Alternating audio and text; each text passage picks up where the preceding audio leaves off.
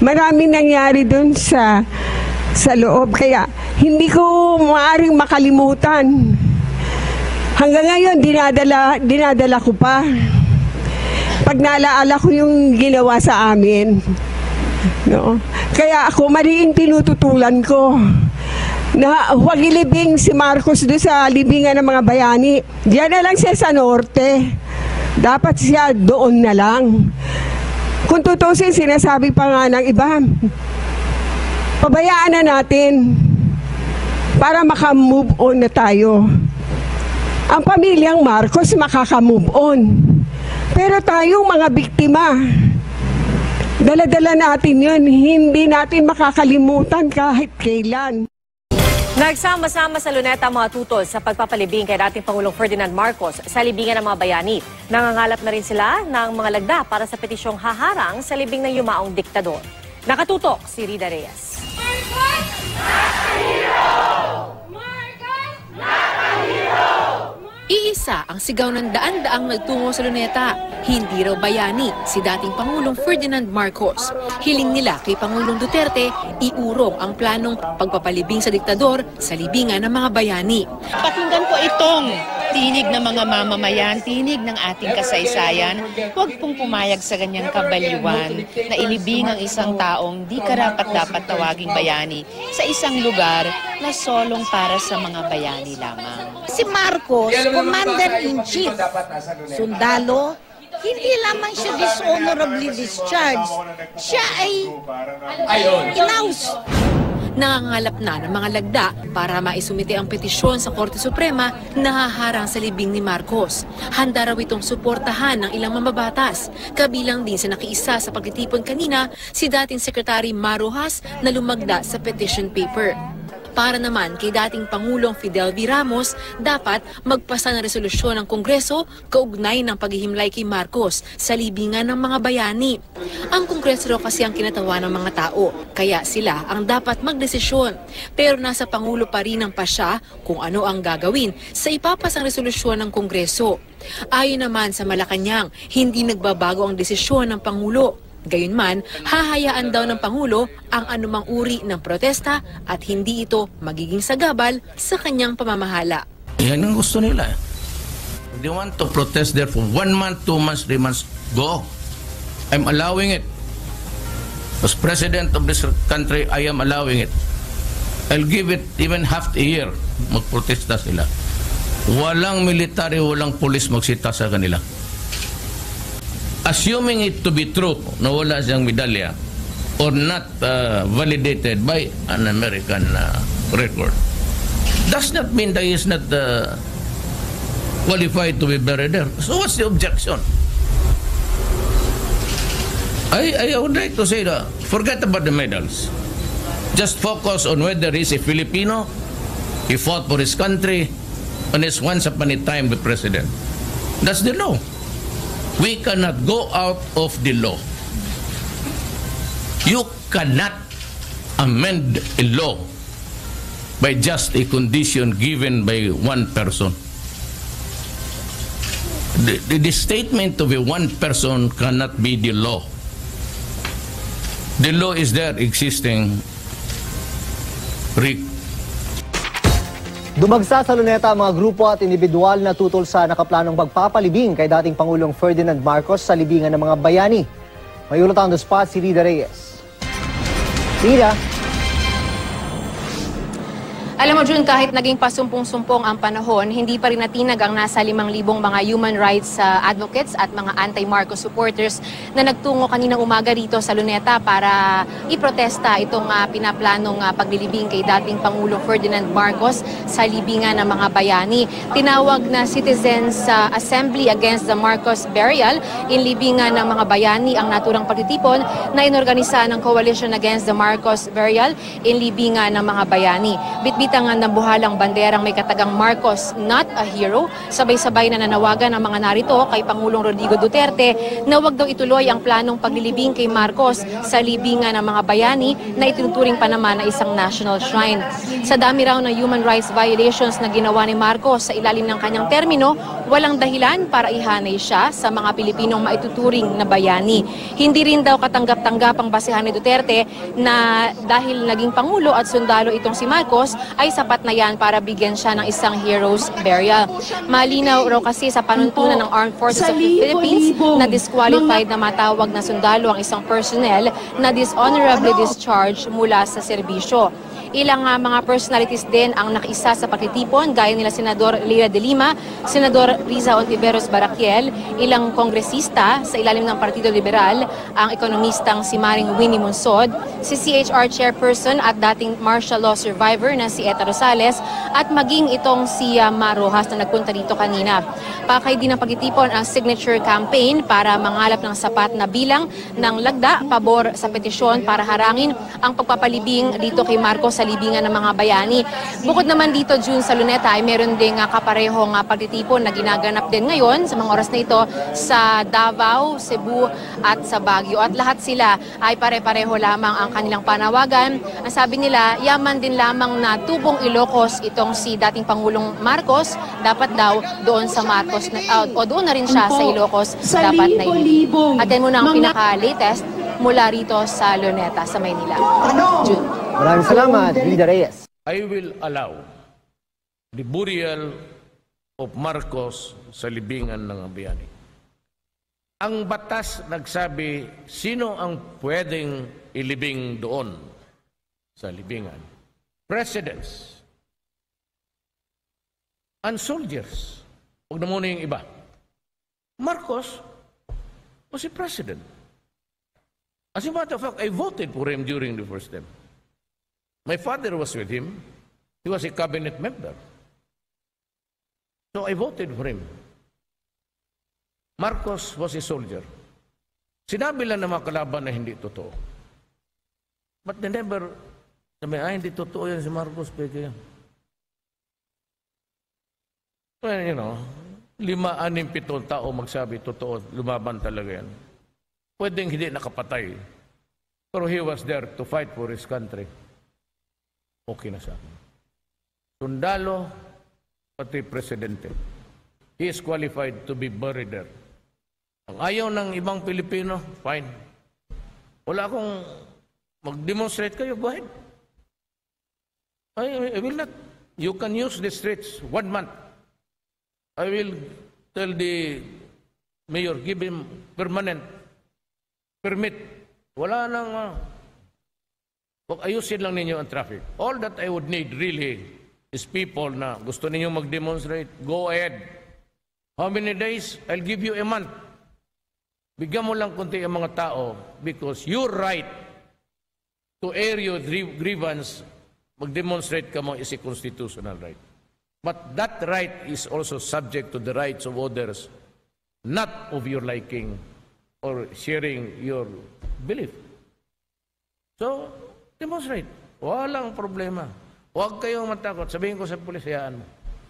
Now, you answer to the people. That will be my policy. Wala kang makitang military pati police. Go ahead. Just maintain the traffic. The police, mga traffic lang ano doon. I'll give you 1 month. Saan gusto ninyo? Luneta? Kasi para ma-reroute ko. Quiapo? Okay. But you answer to the people for the disturbance. Ako, pulis yan mo. Bumbiro pa ako dyan. Reserva ako ng tubig para sa sunog. Enjoy your right. You have it, but subject to the right of others. Marcos, at dapat malaman ni Senator Bongbong ito, 882 ang enforced disappearances. At saka libo-libo yung mga pinaslang. Thousands ang mga summary killings. Thousands upon thousands ang mga nawalan ng yung inaresto, tinorture. Isa nga ako dun sa torture cases. Pero ang isang napakalaking kasalanan ni Marcos sa taong bayan, yung tinatawag na plunder na kung saan ninakaw niya ang kaban ng bayan, kung kaya't nagutom at naging malubha ang ekonomiya ng bayan. Nagutom ang mga tao. Yan, paglalabag ng karapatang pantao. Yung karapatan nila sa pagkain, karapatan nila sa buhay, karapatan nila sa kalusugan, sa edukasyon. Maraming pagkukulang ang gobyerno. Wala namang perfect. Pero at least itong gobyerno ito, iniintindi niya yung pagbabago. Iniintindi niya yung alagaan ang karapatang pantao.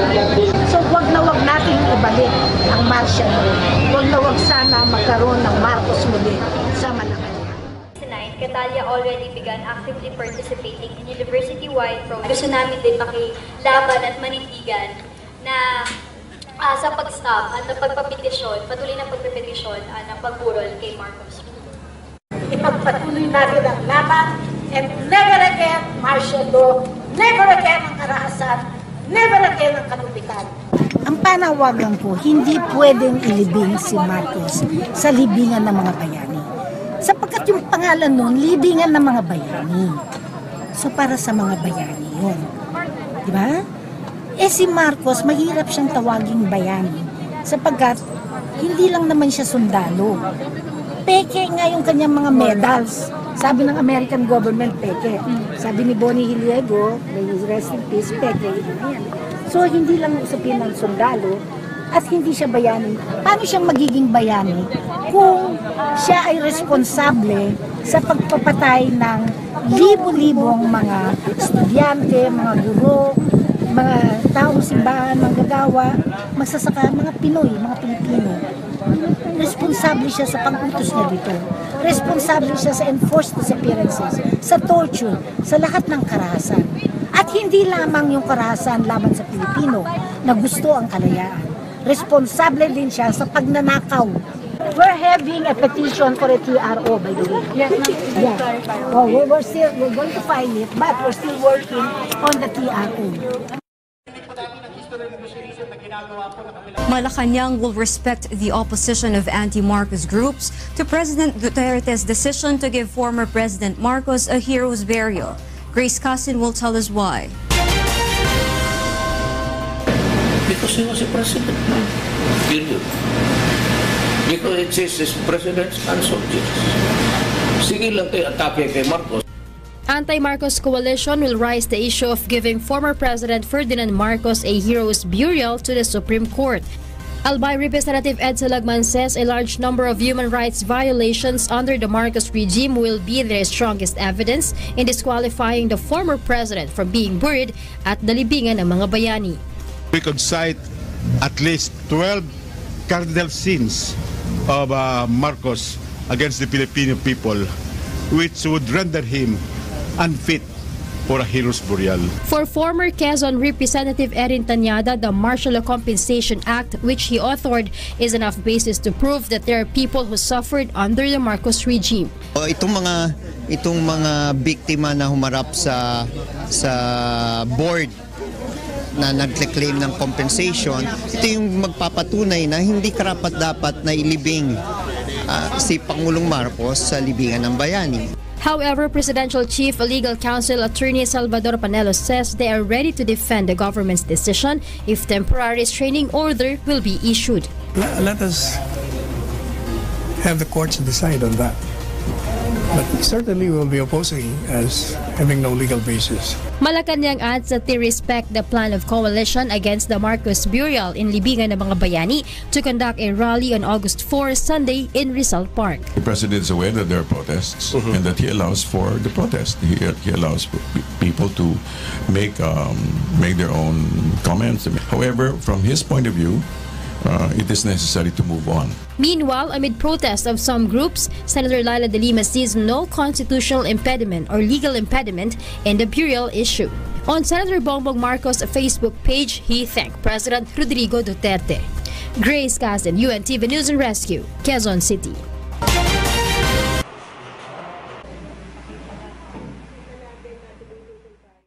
Ang planong paglibing ni Presidente ni Ferdinand Marcos sa libingan ng mga bayani ay tahasang iniimbestigahan ng Office of the General Prosecutor. Ito ay isang issue na dapat na i-raise ng Office of the General Prosecutor. Ito ay isang issue na dapat na i-raise ng Office of the General Prosecutor. Ito ay isang issue na dapat na i-raise ng Office of the General Prosecutor. Ito ay isang issue na dapat na i-raise ng Office of the General Prosecutor. pambabastos,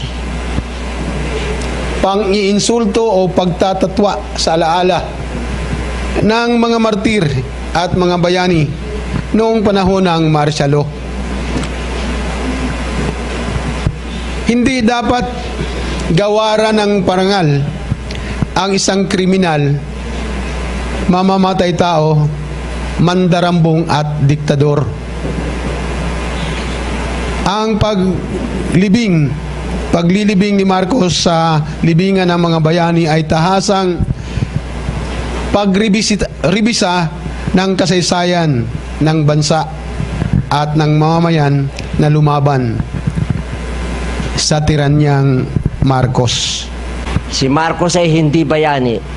Siya ay mandarambong, mabaksik at pusakal na diktador. Anumat ang magiging parangal na ito ay pilit na pagre-rebisa sa madilim na kasaysayan ng batas militar.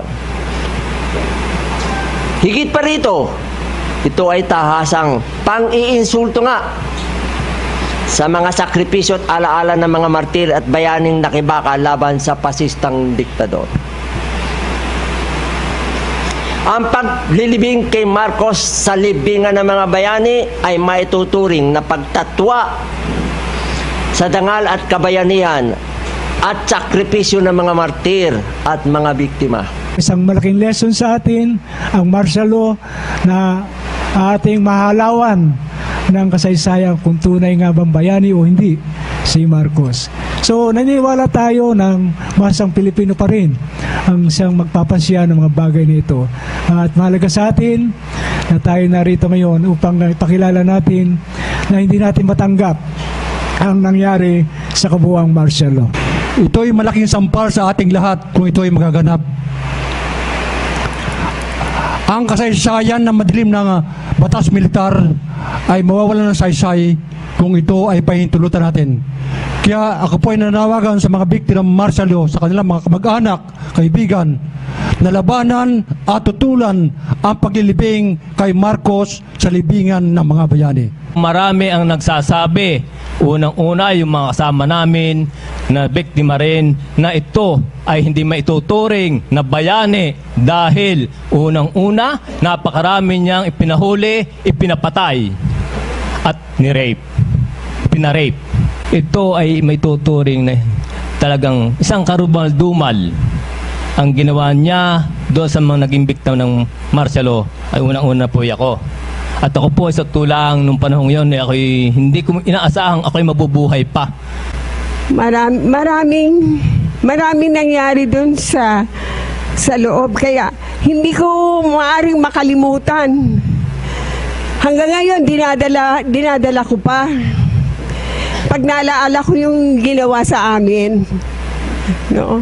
Kaya ako maliing tinututulan ko na huwag ilibing si Marcos doon sa libingan ng mga bayani. Diyan na lang siya sa norte.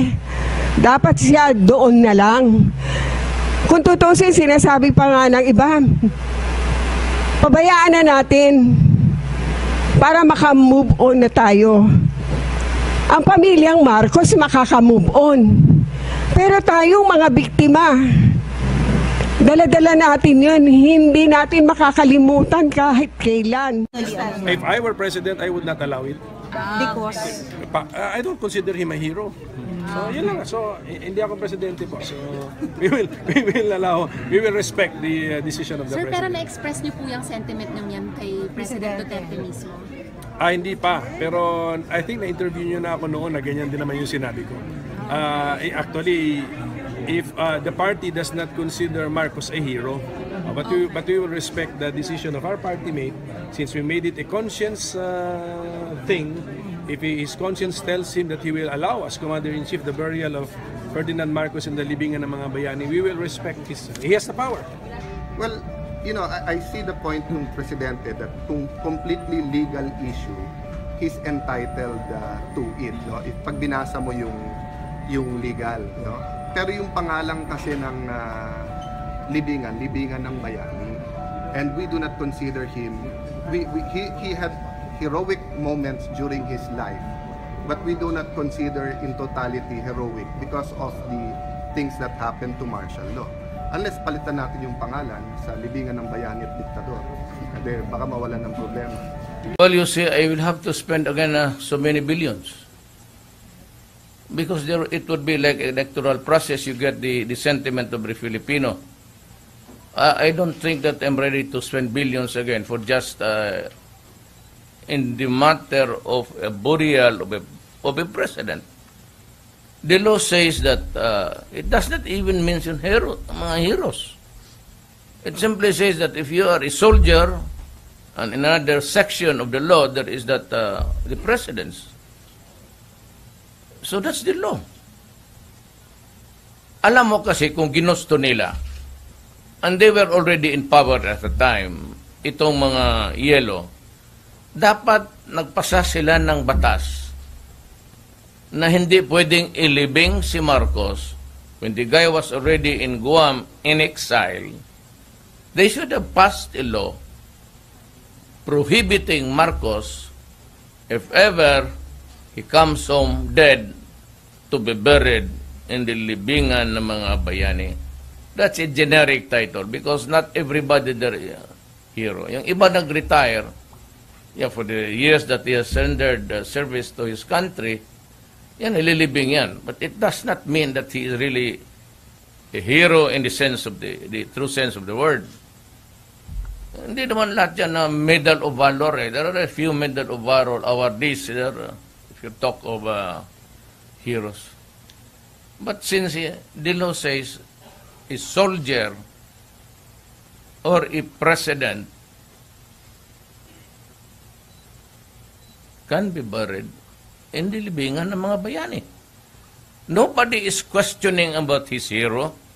I am not dwelling on his exploits. Kasi sabi nila, wala daw sa records sa congressional, I don't know where that office is. But since when tayo